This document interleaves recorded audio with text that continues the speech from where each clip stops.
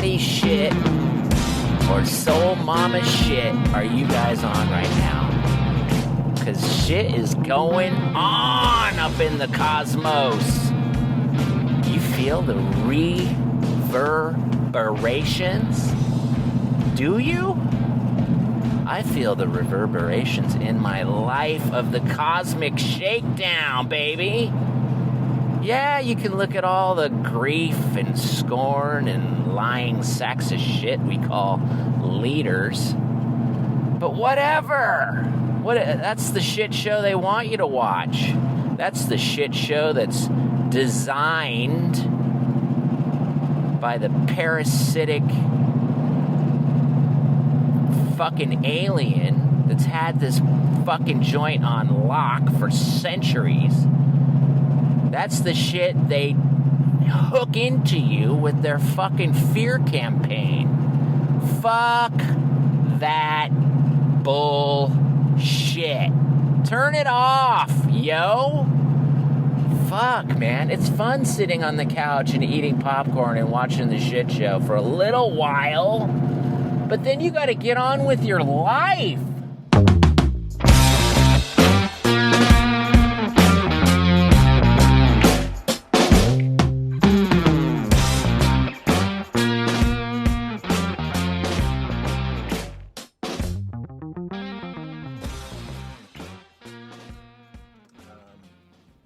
Forastero Gintano. That was the worst gang tag I've ever seen. That was so sloppy. Tags are getting sloppy. I want to see some people fucking throw up some juicy, sweet, real deal, old school tags. You know, not this like MS-13. Just like, yeah, it's done in spray paint, but you got no panache, baby. Throw a little gusto on there, a little flavor. The stadium. Okay, so this is a little area of LA that I really love. It's kind of near Dodger Stadium. It's off the 110. Sort of, if you're heading north on the 110 out of downtown LA, you encounter a series of tunnels before you get to this little 5 interchange, and it's just, I don't know what it is. I love it. The 110's trippy because the lanes, I heard that the lanes are like 5 or 10% narrower. It's this windy little hot rod of a freeway. It's not very user-friendly. There's like exits and entrances that give you like 3 yards to get up to speed. It's like there's a stop sign and then you're on the freeway. Or there's like a blind wall and then you're on the freeway. So it's just like a harried... Oh. And then these tunnels. There's these tunnels here. And the tradition in my family, or at least, I don't know, I came up with this tradition, it was bad luck to breathe while you're going through the tunnels. So as a little kid, I would have to hold my breath to get through the tunnel, and if the traffic was really bad, you're like, oh no, shit, it's bumper to bumper. I'm never gonna be able to make it. Because they're pretty long tunnels for a little kid, you know. There's 1, 2, I think there's 4 of them. Sometimes you can go through all 4. So I just finished 2. 3 is a tiny, tiny little tunnel. And 4, here comes 4. It's kind of a mid-sized tunnel. But by the time you get to 4, you're hauling ass. So. And after the 4th tunnel, there used to be this beautiful mural. It was a skeleton. was a spiral staircase, and the big cement pylon in the center of it had a gorgeous painting of a skeleton with a hat. And it was like this world famous, for me, I mean, I used to just look at that baby, and it looked like, I don't know, man, some cholo fucking painted on the side of his lowrider, like it was a tattoo, and fucking some romantic gangster in prison just had it on his back. It was just like, oh, it was just like calavera, you know. It's like the beautiful Mexican skull, and the hat, and the little details, and the paint, and the wash, and the gray was kind of, and it was this old mural. I wonder if people, you know, that were kids in the 70s remember, anybody out there remember that mural, right? Where the 110 and the 5 meet as you're making the interchange off the 110 onto the 5 north. You encounter that spiral staircase. It just had a gorgeous mural in it.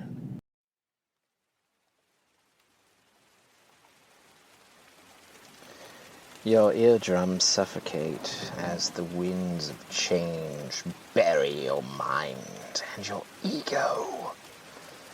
You are brought screaming and kicking through the portals of energetic frequency towards a false light that is not your destiny. Turn your face towards source. Understand, your former self is dreaming you in the future, and you must be whole.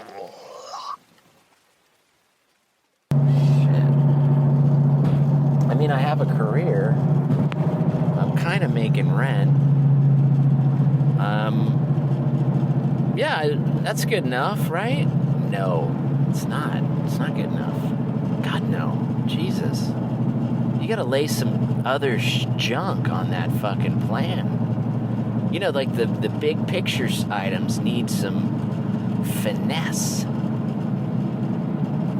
And this is when you're like, let's swing for the fucking fences. You know, when you step up to the plate and you're like, should I could try to hit it over the second baseman's mitt, or maybe I'll bunt down the first base line and just try to outrun it. Or I don't know, I'll swing as hard as I can. No.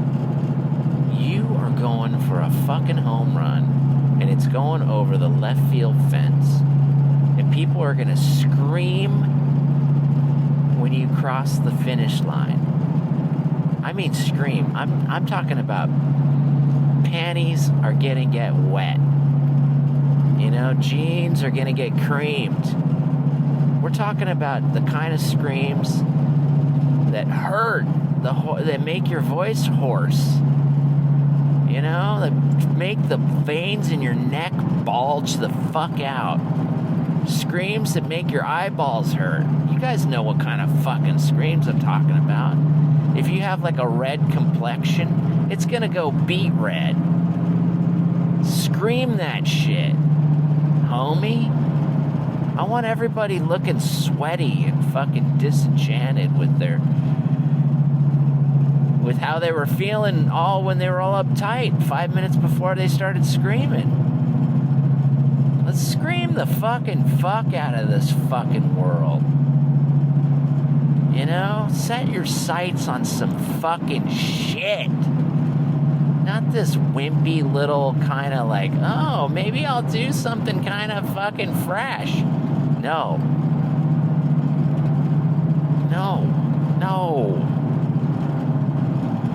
You're better than that. You're better than that. You're destined for something fucking way better than that shit.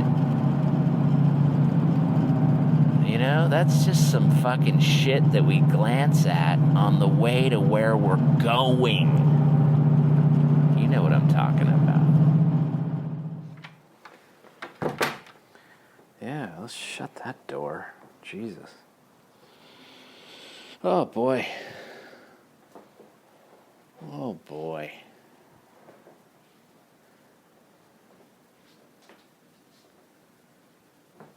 Yep.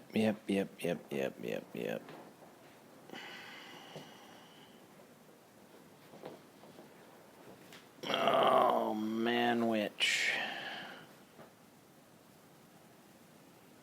Whew, what a day. What a day. You ever just sit back on your ass in a like a soft little couch and you just go, God damn, what a fucking day. And that's all you really need to do, right? You just sit and you breathe. That's what I'm feeling right now. I'm just like, God dang it. Holy moly. You know? Kind of don't want to do anything.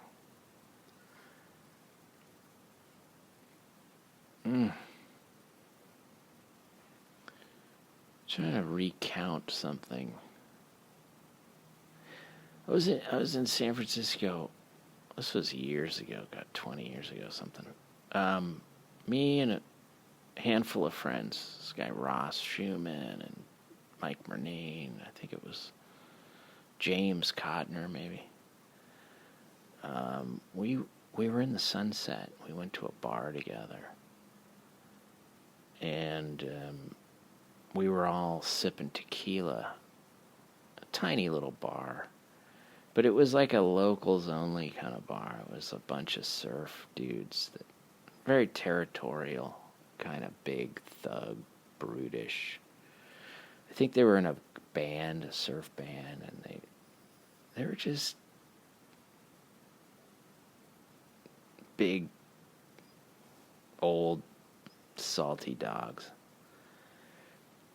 And they were at the far end of the bar, and they started a fight.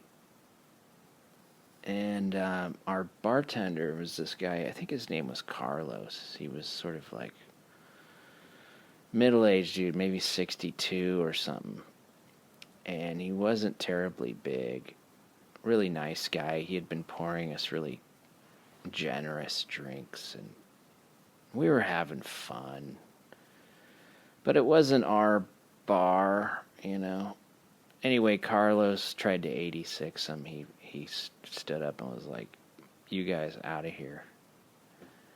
And it was too late. They were swinging fists, and it was getting gnarly. And so Carlos tucked under the bar, walked around the far side because there was no doorman, there was no bouncer, he was the only man. He was the only guy on his shift,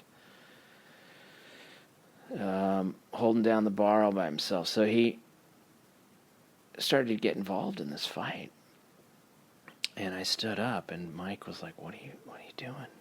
And I said, "Dude, Carlos is gonna get his fucking ass whooped right now. We got to get in there."